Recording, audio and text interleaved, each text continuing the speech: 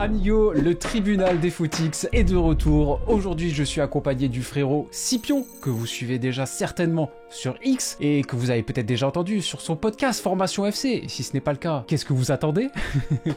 T'es prêt, Adri? Bah écoute, merci beaucoup Alex pour l'invitation, surtout un retour aux sources, vu ce qu'on a fait ensemble avec Kick-Off League of Legends, donc je suis très content de reformer ce petit duo avec toi. Ouais, c'est vrai, c'est le seul format qu'on n'avait pas encore fait ensemble. Bon, pour les nouveaux, je rappelle rapidement le concept, bien sûr. J'ai sélectionné vos avis les plus tranchés sur mon compte Instagram et aujourd'hui, on va les juger. Tout simplement, qui sont les footix, qui sont les puristes? Le tribunal est ouvert. Allez, let's go.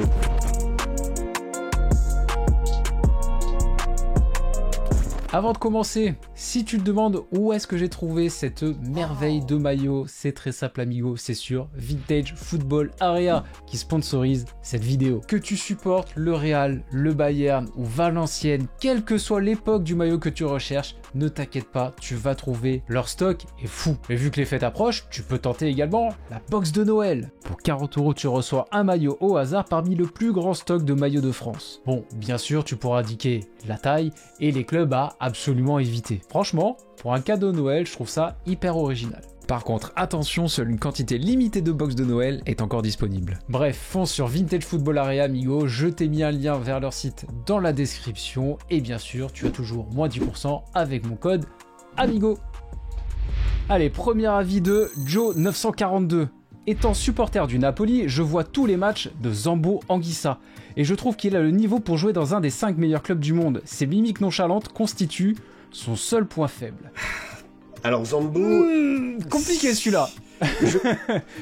Il pourrait, mais il nous a pas donné assez de régularité, de fiabilité sur la durée, même si je trouve qu'il a une très très belle progression. Bah, évidemment, le Zambo qu'on a connu à l'OM, celui qui fait la perte de balle en finale d'Europa League, même à Fulham et Villarreal, c'était, on va dire, une bonne progression. Mais celui de Naples, j'adore le joueur parce qu'il sait absolument tout faire. Il est même devenu encore meilleur dans les 30 derniers mètres. C'est un joueur qui peut apporter. Mais de là à s'imposer, tu vois, j'imagine mal aujourd'hui Zambo Anguissa, tu vois, aller au Bayern, au Real ou à City, si on parle de ces clubs-là, le top 5. Je suis complètement d'accord, je pense qu'il manque un petit peu de régularité et je pense aussi qu'il manque un petit peu de qualité pour vraiment être titulaire dans un top club, tu vois, on va le voir au Real, même s'il a énormément progressé et ça j'avoue, je l'avais pas vu venir, franchement pareil, quand je le voyais à Marseille et pas que sur cette fameuse finale d'Europa League, assez globalement, j'imaginais pas du tout qu'il pourrait avoir cette progression, surtout au niveau technique. Franchement, j'ai rarement vu un joueur progresser autant au niveau technique. On a plutôt l'habitude d'entendre les coachs nous dire que la technique, généralement, soit tu l'as pas. Lui, pour le coup, il est bien venu démonter ce mythe comme il faut. Respect à lui. Ah, il s'est clairement étoffé, et même tu parles Marseille, quand il part à Fulham, je crois que c'est pour 25-30 millions d'euros, tout le monde dit que c'est un braquage, tout le monde dit que c'est une des plus belles ventes de l'OM de ces dernières années, et là où je te rejoins, c'est peut-être être un joueur de complément. En fait, on sait pas non plus son plafond de verre, si jamais, tu vois, on le met au milieu des meilleurs, est-ce que lui-même il va être tiré vers le haut? T'as parlé de pourquoi pas être sur le banc, tu vois, une équipe qui manque parfois de milieu de terrain encore, c'est Liverpool, tu vois, dans Liverpool de Klopp, en termes d'intensité, je pense que c'est un joueur qui pourrait parfaitement matcher, et pourquoi pas s'intégrer. Je dis pas titulaire, faire 50 matchs tout le temps, mais il y a quand même cette petite curiosité de se dire pourquoi pas. Bon, pour conclure, footix ou puriste, allez, on sent le supporter très engagé, mais ça va, c'est pas non plus si aberrant que ça, donc ça va. Il y a des circonstances atténuantes. Allez, on continue avec l'avis de Noam Apatou. Le passage de Zizou au Real en tant que joueur, il précise bien, est surcoté. Alors évidemment, c'est Zizou, donc il a eu ses moments, notamment Leverkusen 2002, mais dans l'ensemble, il n'a pas forcément été à la hauteur, comme les Galacticos, de manière générale. C'est dur quand même. C'est dur.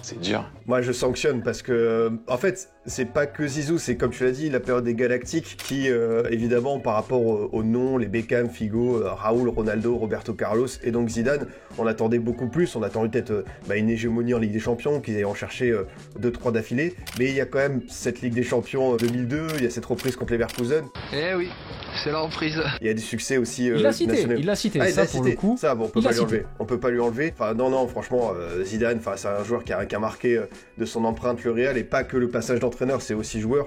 Quand tu vois comment ils en parlaient à l'époque, tout le monde était unanime. One of the biggest honours that I ever had was when you came up to me the day before your last game in football and said it was an honour playing with you. The first thing I did was I ran outside and telephoned my wife and my friends and said, "You're never going to believe what Zizou just said to me.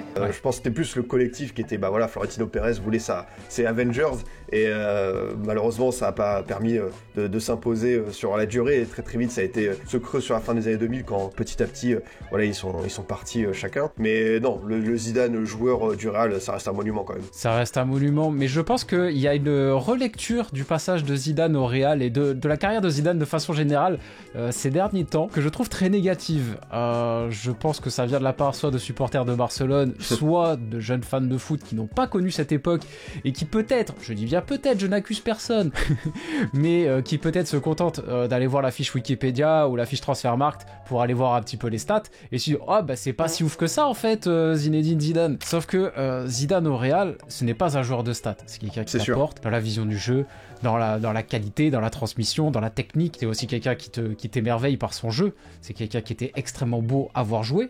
C'était quelqu'un qui était très régulier. Effectivement, c'est vrai que les Galacticos, il le dit, l'abonné le dit, donc on est d'accord, ont déçu, globalement. Mais est-ce que Zidane a déçu ? Je ne trouve pas. Moi, je l'ai toujours trouvé très bon au Real. Il n'y a jamais eu de problème. Non, qui avec Zizou ? Jamais. R9, je ne trouve pas qu'il est déçu non plus. Il marquait ça 20-25 buts par saison. À part quand il était blessé, il était très bien R9 encore à cette époque-là. C'est juste qu'il y a une absence de titre. C'est ça. Il y a une absence de titre de la part des Galacticos. Effectivement, il y a cette déception, mais l'imputer à Zidane, ça serait extrêmement sévère. Pour moi, je ne peux pas suivre. La vie est un peu footix. Non mais je suis d'accord, et en plus ce que tu as dit c'est essentiel, c'est ce rapport aux statistiques. C'est vrai que quand tu vas ouvrir la page de Zidane, tu vas voir il a marqué 5 buts cette saison-là, tu vas dire mais c'est quoi cet apport offensif qui est naze par rapport peut-être aujourd'hui, je sais pas moi, un De Bruyne qui va beaucoup plus se stater, mais Zidane il a apporté autre chose. Franchement, tu revois des compilations, et même au-delà de ça, ce que tu as dit sur l'évaluation globale de la carrière du joueur, on a tendance à dire qu'il était peut-être surestimé, mais Zidane, il y a des campagnes, peut-être, tu vois, celle qui est la plus entre guillemets gonflée, paradoxalement, c'est 98, parce que avant la finale, c'est pas non plus incroyable. Par contre, Euro 2000 et même, tu vois, Euro 2004, le match contre l'Angleterre, et surtout Coupe du Monde 2006, il a son summum. Et je rappelle, Euro 2000, la compétition, non, les équipes qui avaient... avaient... l'Euro 2000. Ah, ça. Oui, d'ailleurs, précision pour les gens qui me connaissent pas ou pas suffisamment, ne croyez pas que je suis en train de défendre Zidane parce que je suis français. Oui, je suis français, d'accord, mais ma sélection de cœur, c'est la sélection portugaise. Donc s'il y a bien un joueur qui m'a fait souffrir, c'est Zidane. Ça c'est clair, et il a 2 reprises en plus. Ah, on continue avec un avis qui me plaît beaucoup. Ok. Tu vas voir. Avis de Adil Mania. La Super League a encore sa place aujourd'hui. Quoi ? Avec moins de matchs, mais que des grosses équipes, ça ferait sens en vrai. Avec un système de barrage pour y accéder style Nations League, je trouve ça dommage que ça ait été clôturé si vite avec l'excuse du foot pour tous, alors que personne, autre que les supporters, va voir un Copenhague Galatasaray par exemple. À un moment, il faut l'assumer. Alors, moi j'aime beaucoup, pas la vie en lui-même, parce que la Super League, clairement, moi je suis pas pour du tout. Là, on est sur une vraie unpopular opinion, pas juste sur un mec qui vient défendre son joueur préféré. Là, on est vraiment sur une belle prise de risque, parce que pour le coup, c'est vraiment impopulaire de venir soutenir la Super League. Donc je salue la prise de risque, je salue l'effort. Après, sur le fond, là par contre, il y a de quoi discuter. J'ai l'impression qu'il y a beaucoup de gens qui défendent la Super League qui sont des supporters de la Juve, du Real, du Barça, les 3 clubs principaux qui étaient engagés dans le projet. Et moi j'étais un anti-Super League. Moi d'ailleurs, hipster, Galatasaray, Copenhague, évidemment en stream on est devant, hein, faut pas rêver. Après tu vois, mine de rien, avec cette réforme de la Ligue des Champions, t'auras des grosses affiches directes parce que les équipes du chapeau 1, elles sont obligées de rencontrer 2 équipes de l'autre chapeau 1 dès la phase de groupe. Après, là où je pense que la Super League a été très mal communiquée, c'est qu'on l'a imposé direct, comme ça, du jour au lendemain. Il n'y a pas eu, tu vois, de sondage, d'études de marché, on n'a pas eu de consultation avec les championnats, les supporters, c'est ça qui était assez fracassant. Le projet Super League existe toujours, il y a toujours des dirigeants qui s'occupent de ça, donc je pense que ça reviendra sur le devant de la scène tôt ou tard. Pourquoi pas ?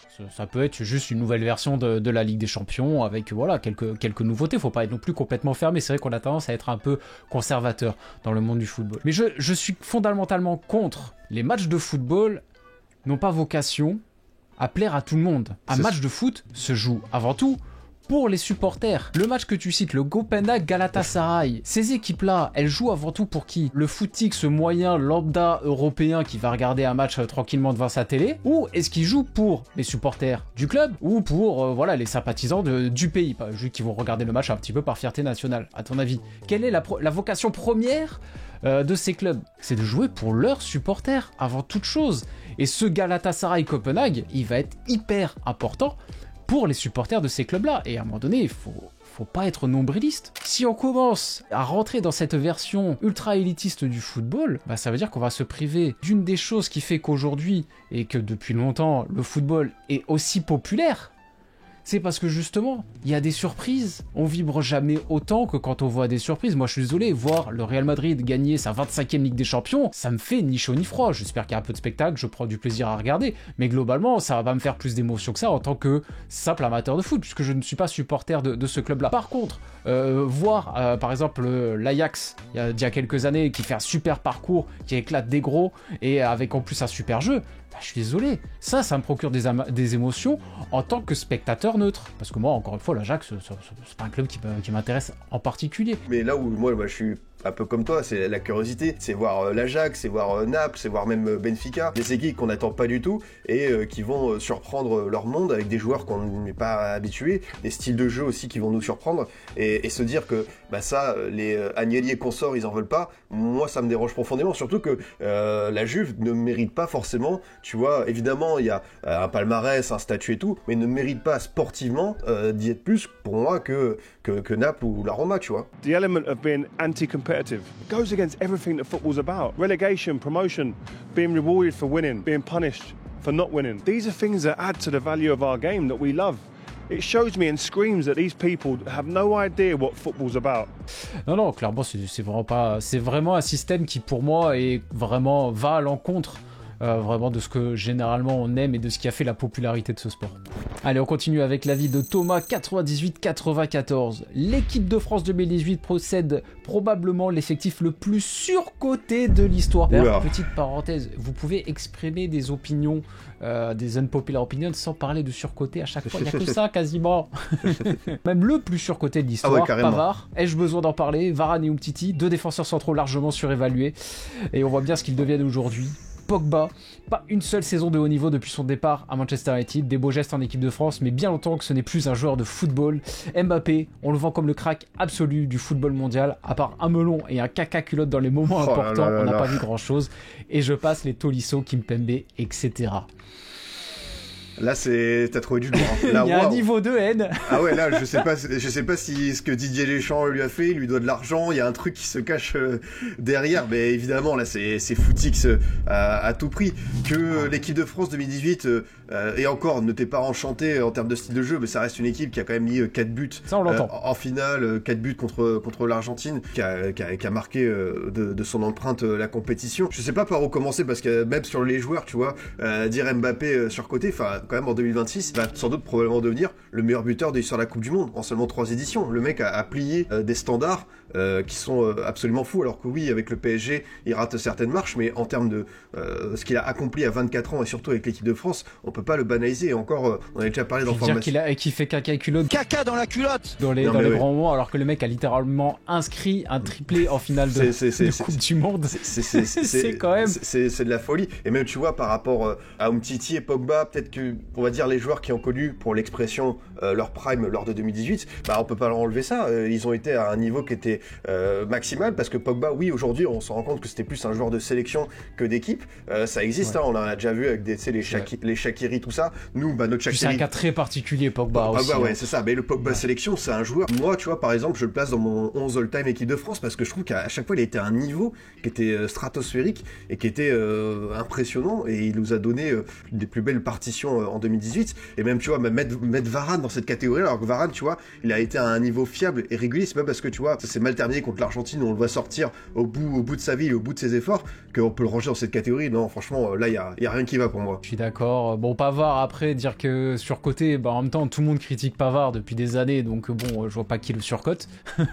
Non, là il y a trop de haine. Il y a trop de haine. Peut-être un supporter belge, peut-être, tu vois, qui l'a encore mauvaise. Je sais pas. Clairement, là, on peut pas cautionner. Et après, j'ai envie de te dire, c'est pas parce que t'es champion du monde que t'as forcément les meilleurs joueurs et le meilleur effectif. Et quelque part, c'est beau. C'est beau de voir aussi un effectif qui se sublime durant une compétition, de voir des joueurs qui sont peut-être moins forts habituellement, qui se subliment durant une compétition, parce que voilà, la Coupe du Monde, c'est quand même un trophée extrêmement prestigieux, même si c'est peut-être un trophée qui a perdu un petit peu de sa valeur au XXIe siècle, mais globalement, ça reste quand même ce qu'il y a de plus prestigieux avec la Ligue des Champions, pour moi en tout cas. Je trouve ça... non, c'est fou. C'est fou. Ça, il y a un contentieux, il y a un truc. Je sais pas ce qu'il y a, mais j'arrive pas à trouver un petit truc là pour essayer d'aller dans ton sens, mais non, j'y arrive pas. Unpopular opinion d'Agüero K83. À mon goût, on ne parle pas assez de Rémi Cabella. Depuis son retour à Lille, il est l'un des meilleurs à son poste en Ligue 1 et de loin. Au poste de numéro 10, il aurait largement sa place en remplaçant dans l'équipe de France quand on voit le choix à ce poste. Malheureusement, Deschamps ne joue pas avec ce type de profil. Ça fait beaucoup là, non? Il précise qu'il n'est pas supporter du LOSC, mais perso, j'en doute. Alors moi j'aime beaucoup le joueur Cabella, mais je pense que c'est un membre de sa famille, parce que là le réclamer en équipe de France c'est peut-être un peu trop loin. Après j'aime beaucoup son retour au LOSC, quoique cette saison il a baissé d'un cran, tu vois, il est devenu remplaçant. Je trouve que la première saison sous Fonseca est très intéressante, c'est un des meilleurs joueurs de Ligue 1 à son poste, et vraiment il participe à la belle remontée de Lille au classement. Cabella c'est une belle carrière globalement, tu vois, Saint-Etienne, Montpellier, Marseille, Lille, mais de là à réclamer en équipe de France aujourd'hui, tu vois, je préférerais largement redonner une chance à Fekir, ou même attendre le retour de blessure de Nkunku, que relancer Cabella à 33-34 ans, tu vois. Ouais, je viens de vérifier, 33 ans, Rémi Cabella, mais ouais, je vais pas te paraphraser, t'as dit plus ou moins ce que je pense. C'est un très beau joueur, bon dribbleur, forcément, ça plaît toujours, et on a toujours tendance à être plus conciliant, à plus s'emballer avec les dribbleurs, forcément, on aime tous ça. Oui, il s'est bien refait la cerise sous Fonseca lors de la première saison, mais depuis, il retombe un peu dans ses travers, il redevient assez irrégulier, pas toujours très efficace. En plus, Rémi Cabella, c'est aussi ça le problème, et ce qui lui a empêché de franchir un palier, je pense, tout au long de sa carrière. Après... Oui, techniquement, il serait, si tu fais un top 10 des numéros 10 français, il serait dedans à l'heure actuelle, tu vois, mais parce qu'il n'y en a peut-être pas 40 non plus des numéros 10 français. Mais bon, c'est pas pour autant qu'il mériterait une nouvelle chance internationale. Ça, je suis bien d'accord avec toi. Mais bon joueur de Ligue 1, bon petit joueur frisson, mais de là à le revoir en équipe de France, non, faut pas rêver. Amigo, on est à peu près à la moitié de cette vidéo, donc j'en profite pour te rappeler de bien penser à mettre un petit pouce bleu et bien sûr pour t'abonner, toujours très important pour faire grandir cette chaîne. Oh, celui-là, il est gratiné. Celui-là, allez. Avis de blabla foot. Mais je l'aime bien, tu vois, franchement, moi je l'aime bien. Pour moi, Maradona ne fait pas partie des 5 meilleurs joueurs de l'histoire du foot. Il est en dessous des autres en termes de palmarès, de longévité et de statistiques. Blasphème, mais il y a débat. Non, mais il peut y avoir débat parce que tout le monde va avoir un top 5 quasiment différent. C'est une icône qui a tellement porté, et tu vois, quand je suis allé à Naples, je me suis rendu compte, tu vois, moi je voyais vraiment Maradona à travers des documentaires, à travers ce qu'il a pu faire avec l'Argentine, mais le rapport à Naples, c'est là où tu comprends que ça dépasse l'entendement, que toi tu ne le mettes pas dans ton top 5 parce que voilà, t'as d'autres sensibilités, tu préfères valoriser justement les gros palmarès, les gros stateurs, mais c'est un joueur tellement iconique que pour moi on peut pas non plus, tu vois, le reléguer à ce point. En fait, je pense que déjà il y a un problème peut-être un peu générationnel. Je pense que Maradona, c'était surtout quelqu'un que tu voyais en Coupe du Monde. C'est l'homme des Coupes du Monde, tu vois. Il est incroyable. Après, pour le meilleur et pour le pire. Alors qu'aujourd'hui, on a plutôt tendance aussi à voir énormément de matchs, à rentrer énormément dans le détail. Et si tu veux faire effectivement une comparaison pragmatique, rationnelle, comme je peux le faire souvent dans certaines de mes vidéos, et que tu prends tous les accomplissements de Maradona, je pense qu'il y a plus à redire dans sa carrière que sur d'autres légendes du foot, type Pelé ou Messi ou Ronaldo, tu vois ce que je veux dire? La carrière en club de Maradona, elle est quand même chaotique. Son passage à Barcelone, c'est pas un long fleuve tranquille. Ses plus belles années en club, c'est Napoli. Et Naples, c'est pas le sommet du football européen. Après, voilà, on parle de Maradona, comme tu l'as dit, et je trouve que le mot est parfaitement choisi, on parle d'une icône absolue du football, d'un talent absolu, d'un talent très rare, qu'on a vraiment vu que très peu de fois dans toute l'histoire du football. On dit de lui que c'était un dieu avec la dimension physique d'un être humain, mais quelque part c'était sûrement quelqu'un qui a été touché par la potion magique. C'est quelqu'un avec qui on peut se permettre aussi de faire quelques petites entorses au niveau de l'analyse, tu vois. On peut peut-être aussi se permettre d'être un petit peu moins pragmatique. On part d'un joueur définitivement à part. Non mais c'est ça, il y a des joueurs qui ont apporté des révolutions. Bah voilà, Pelé qui a fait passer la Coupe du Monde dans une autre dimension, Cruyff c'était le jeu, et lui c'est le football star, enfin tu vois, c'est le football qui devient tellement médiatique. Lui tout ce qu'il faisait c'était épier, décortiquer ce qu'on retrouve aujourd'hui.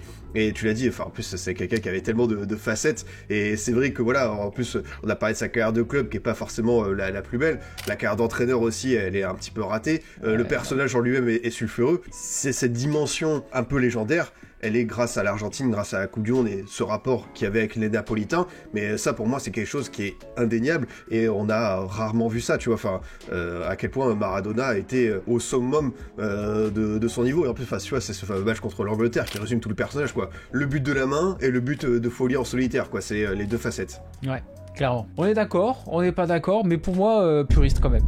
Tu vois, là aussi, tu vois, comme tout à l'heure, j'apprécie la prise de position. Allez, on continue avec un autre débat un peu du même genre, mais pas mal aussi. Unpopular opinion de Théo Raiden. Neymar n'est même pas dans le top 10 des meilleurs joueurs brésiliens de l'histoire. C'est dur quand même pour lui. C'est dur parce que, ok, il a pas gagné de Coupe du Monde, c'est quand même un joueur qui, statistiquement, est tout en haut. C'est un joueur qui a fait gagner les JO au Brésil. Alors peut-être c'est une compétition secondaire, mais c'est quand même à Rio, à la maison. J'ai du mal à le valoriser personnellement. Bon, moi, surtout en foot, quoi. Je pense que ça peut s'entendre. Après, le Brésil a tellement eu de joueurs légendaires que composer un top 10 déjà à la base c'est compliqué. Mais écarter Neymar parce que il a l'image du joueur de véritable gâchis, même si tu vois il a déjà remporté une Ligue des Champions, c'est dire à quel point on attendait plus, les blessures, etc. Mais Neymar a quand même fait pour le Brésil. Et tu vois, enfin le match qui est terrible pour lui, c'est le dernier, la Coupe du Monde contre la Croatie. Il te sort un rush de solitaire de folie et après son équipe s'effondre au penalty, tu vois, il y a lui qui a porté ce truc et après son équipe qui ne l'aide pas. Moi je le mets quand même top 10 de l'histoire du Brésil. Ça dépend si où est-ce qu'on situe le débat. Si on parle de talent pur, pour moi il est top 10 sans vraiment qu'il y ait de débat. Oui. Vraiment, Neymar pour moi c'est même top 5 voire top 3 en termes de talent avec Ronaldo et Ronaldinho. Si on parle effectivement là encore des accomplissements, de la régularité, du palmarès, de la carrière dans son ensemble, il y a peut-être un peu plus de place au débat parce qu'on parle du Brésil. Oui, c'est sûr. On parle d'un pays qui nous a fourni un nombre incommensurable de grandes stars, donc forcément, il y a déjà un peu moins de place à prendre dans un top 10. Mais globalement, je pense que Neymar a sa place également dans un top 10. Je l'ai beaucoup critiqué Neymar, mais moi j'ai rien contre lui et je sais faire la part des choses. Oui, on est déçu par rapport à ce qu'il a pu faire au PSG parce qu'on sait qu'il aurait pu apporter beaucoup plus avec plus de sérieux. Oui, on est déçu qu'avec son talent, il n'ait pas gagné plus de Ligue des Champions, qu'il n'ait pas gagné au moins un Ballon d'Or parce que normalement le successeur de Messi et Ronaldo, c'était lui. Ça n'empêche pas qu'il a quand même fait une sacrée carrière. Je veux dire, la Ligue des Champions, il l'a gagnée. Avec le Brésil, il a peut-être pas été au bout, mais il a quand même été performant. Et puis il faut voir aussi avec qui il jouait. R9, il joue avec Ronaldinho, Rivaldo et compagnie, tu vois, Roberto Carlos, Cafu, etc. Neymar, il joue avec qui? Avec Roberto Firmino, Luis Fabiano, Fred, tu vois, enfin, pardon, je veux dire, Neymar, il s'est quand même bien mangé le downfall du Brésil sur les 15 dernières années. Et un autre détail qui pour moi fait qu'il a sa place dans le top 10, c'est que si tu veux vraiment faire un comparatif avec toutes les stars du Brésil, ça va être très compliqué de trouver d'autres joueurs qui ont des carrières aussi régulières, qui ont des parcours linéaires, dans vraiment que des top clubs. Regarde un mec comme Pelé, qui a même pas joué en Europe, Pelé, tu vois ce que je veux dire? Donc tu peux en fait difficilement trouver des Brésiliens avec des carrières que tu peux facilement comparer, tu vois. Socrates, je suis sûr que tout le monde va mettre Socrates dans son top 10. Parce que c'est un nom qui porte, ouais. Ouais. Flop à la Fiorentina, Socrates. Ouais. Mais tu vois, cette question du Neymar dans le top 10, je l'ai déjà vu, et moi sur Twitter j'avais vu un mec qui mettait Gilberto Silva devant Neymar. Alors j'aime beaucoup Gilberto Silva, mais c'est là où tu vois que des fois Neymar ça devient peut-être un petit peu personnel. Évidemment, on attendait beaucoup plus, mais ce qu'il a fait avec le Brésil, c'est quand même déjà conséquent. Il manque un truc en plus, mais voilà, on peut pas non plus, il peut pas avoir tous les torts de la terre, et notamment, comme tu as dit, de la dégradation de la sélection brésilienne. On enchaîne avec le commentaire de Samos Labastos. Pour moi, United n'est pas le plus grand club anglais, c'est Liverpool. Les Reds n'ont juste pas brillé fin 90-2000, à part la Ligue des Champions 2005 bien sûr, et c'est à cette période que la Première Ligue a pris une stature mondiale avec l'arrêt Bosman, notamment ce qui a contribué à mettre United devant dans l'inconscient collectif. Sauf que Liverpool a aussi eu ses périodes et est autant titré dans le royaume et est meilleur en Europe, ce qui en fait selon moi le plus grand club anglais. Là j'aime bien, ça parle un peu histoire, petite comparaison entre deux clubs mythiques. Et pour le coup, bon, je sais pas, il est peut-être supporter de Liverpool, mais dans tous les cas, la comparaison se tient. Il y a rien. Déjà d'avance, je peux déjà statuer. Ce n'est pas footix. Après, on peut débattre, voir si c'est vrai ou pas, mais c'est pas footix, je trouve. Non, tout à fait. De toute façon, il cite pour moi les deux grands clubs anglais. Après, viennent Arsenal, Chelsea, même, tu vois, Nottingham Forest. On va commencer petit à petit à mettre City dans la discussion, parce que je pense que l'époque récente, elle peut compter. Moi, je place quand même encore United devant, parce que Liverpool a quand même eu, tu vois, un grand vide. Le grand vide qu'est en train de connaître Manchester United. Mais les années 60, Charlton, Best, l'équipe de Ferguson, c'est quand même une équipe qui a fourni tellement de bons joueurs et surtout de résultats. On peut dire exactement pareil pour Liverpool. Je trouve que Liverpool, c'est 3 Ligues des Champions de plus, gros. C'est vrai. C'est quand même pas rien. En termes, je sais pas, d'hégémonie, tu vois, je place encore United devant. Et même si Liverpool, tu vois, a retrouvé avec Jürgen Klopp un certain statut, pour moi, j'ai plus une sensibilité Reds. Mais tu vois, inconsciemment, je place encore Manchester United devant. Pourtant, vu le maillot que je porte, je pourrais militer pour United. Mais moi, pour le coup, je suis totalement d'accord avec l'avis de l'abonné, surtout qu'en plus il est plutôt bien expliqué, et je suis d'accord, surtout quand il parle de l'impact dans l'inconscient collectif, d'avoir su performer, d'avoir gagné ces Ligues des Champions, d'avoir gagné toutes ces PL au début des années 2000, à une époque où vraiment la PL a explosé. Pour moi, Liverpool est un plus gros club, mais c'est vrai que nous, en tant que mecs de 20-30 ans pour nous deux, mais évidemment qu'on a plus tendance à pencher pour United parce qu'on les a vus gagner pendant qu'on grandissait dans nos meilleures années foot. Là, on a été le plus impressionné et le plus impressionnable. C'était United qu'on voyait tout le temps. Ils avaient un peu cette image d'être le club le plus cool du monde, tu vois, Manchester United à cette époque-là. C'est l'avènement de Creed, de Beckham, tu vois, enfin vraiment, c'est un club incroyable. Alors qu'à ce moment-là, t'avais Liverpool qui était en train de galérer avec Benteke, avec Andy Carroll, tu vois, avec des mecs comme ça. Moi, je suis d'accord. Je pense que on a tendance à surévaluer United par rapport à Liverpool du fait de la temporalité.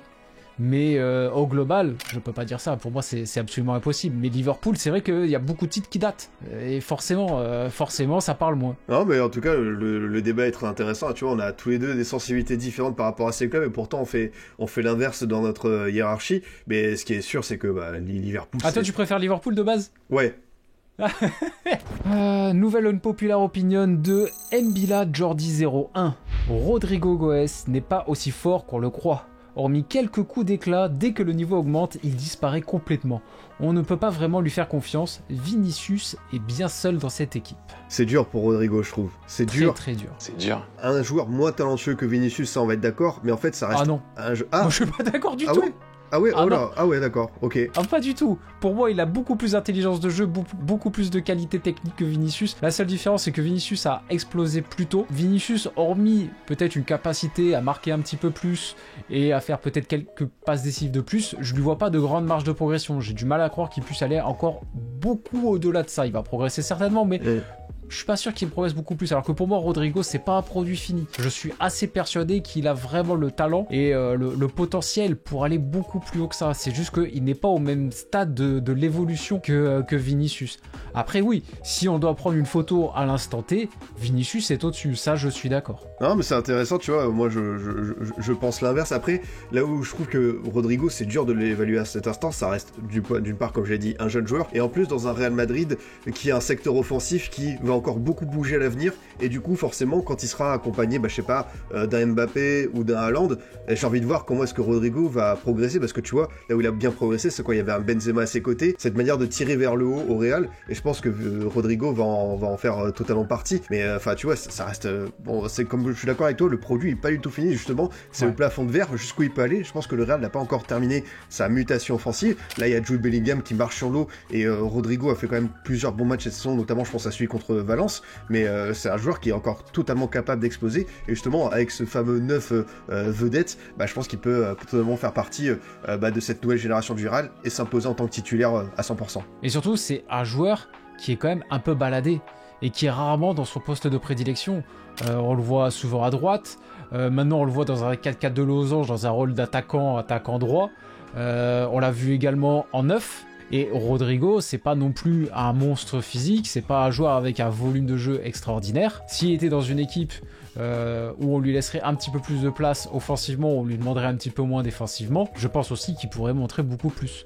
Donc pour moi, il y a quand même beaucoup de circonstances atténuantes autre que la jeunesse. Bah du coup moi la vie je le classe comme footix parce que déjà moi tailler un jeune joueur comme ça j'aime pas trop et vraiment Rodrigo on en est qu'au début donc faut laisser du temps et pas laisser place à la culture de l'instant. C'est normal à 22 ans de ne pas avoir complètement explosé.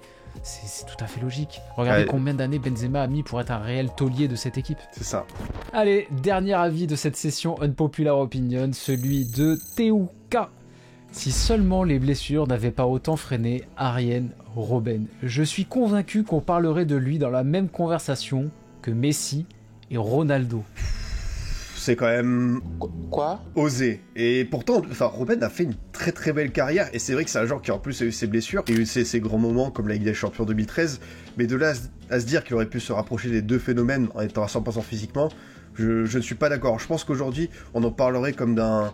Peut-être un joueur qui a, je sais pas, quelle catégorie de joueur, c'est juste en dessous de Messi, Ronaldo, un Benzema, oui, la catégorie juste en dessous. Un Modric, etc. Mais Robben, déjà, de base, c'est un monstre absolu. Il faut quand même lui rendre hommage. Je sais pas ce qui a manqué à Robben, au-delà des blessures, peut-être faire un peu plus de stats, parce que tu vois, les mecs, quand ils claquent 55, 60 buts par saison, pour s'en rapprocher, il faut être... faut être un fou furieux quoi. Non, moi je suis d'accord avec toi frérot. Pour moi, Robben n'a jamais mangé à la table de Messi et Ronaldo, pour reprendre cette expression qu'on entend un petit peu trop. Je l'avoue moi-même. C'est vrai que quand on pense à Robben, on pense à quoi? On pense à ses performances au Bayern et en sélection nationale, mais on oublie un petit peu ses passages très mitigés au Real, à Chelsea. Tu vois, sur l'ensemble de sa carrière, il y a quand même pas mal de choses à redire. Et voilà, c'est... Je sais pas si le terme flop n'est pas un petit peu dur, mais en tout cas, ces passages pas franchement réussis dans ces clubs-là ne sont pas imputables uniquement aux blessures. C'était une question, je pense, également de niveau, peut-être aussi de contexte. Peut-être pas arriver dans la meilleure période du Real, par exemple. Mais je pense aussi que c'est dû à son jeu. Je pense que Robben, ça reste un joueur quand même assez stéréotypé. On aime tous sa spéciale. Il faisait quasiment que ça. Alors il le faisait tellement bien que ça passait quand même extrêmement souvent, mais quand même, il était quand même franchement monofonction comme joueur. Ouais, une palette beaucoup moins complète. Et pourtant, tu vois, de temps en temps, il savait changer de registre. Par exemple, le but que je préfère de Robben, c'est ce corner à Manchester United où il met une reprise de volée à l'entrée de la surface. Je trouve que c'est un but qui est parfaitement exécuté. T'as parlé de sa spéciale, les moments iconiques contre l'Espagne, la Coupe du Monde 2014. Voilà, il n'y a pas que les blessures pour expliquer que Robben aurait pu se rapprocher des deux aliens. On précise toujours parce qu'il y a des gens qui aiment bien aller dans l'extrême. Non, je ne dis pas que c'est un joueur nul, c'est un joueur très marquant de ces 20 dernières années, et ça, il n'y a absolument aucun débat là-dessus. Là, on nous a fait une comparaison avec les deux GOAT, donc forcément que là, il y a plus à redire. Mais si on parle des meilleurs joueurs, des meilleurs ailiers de ces 20 dernières années, évidemment que Robben est là. Hein. Soyons bien clairs. Et il est facile top 5 sans trop de soucis, quoi. Bon bah poulet, on va se terminer là-dessus. C'était très cool. C'était bien. Et, il y avait certains avis, ça demande à revoir certaines choses, mais il y en a d'autres, c'était pas mal de débattre et tout sur la Super League, United Liverpool, donc plaisir d'avoir partagé cette session au tribunal avec toi. Ouais, carrément, mais c'est ça aussi la beauté de ces vidéos Unpopular Opinion, c'est pour ça que je les aime beaucoup. J'espère que vous aussi vous l'avez beaucoup apprécié, si c'est le cas, je me répète, pensez bien au petit pouce bleu et abonnez-vous. Vous êtes encore très nombreux à regarder mes vidéos sans y être abonnés. Je sais, les vidéos apparaissent quand même dans votre fil d'actualité, donc pourquoi s'abonner? Pour moi. Faites-le pour moi. Et pour faire grandir cette chaîne et pour qu'elle puisse continuer de vivre longtemps. En attendant ma prochaine vidéo, je vous invite à regarder celle-là, vous êtes encore nombreux à ne pas l'avoir vue. Un react des meilleurs moments en conférence de presse. Il y a du Zizou, il y a du Thierry Henry, il y a du Mourinho. Franchement, ça régale et ça rappelle de très très bons souvenirs. Ça restera un petit peu dans la même vibe que cette vidéo. Et si c'est déjà le cas, je vous dis à la semaine prochaine. Ciao, ciao.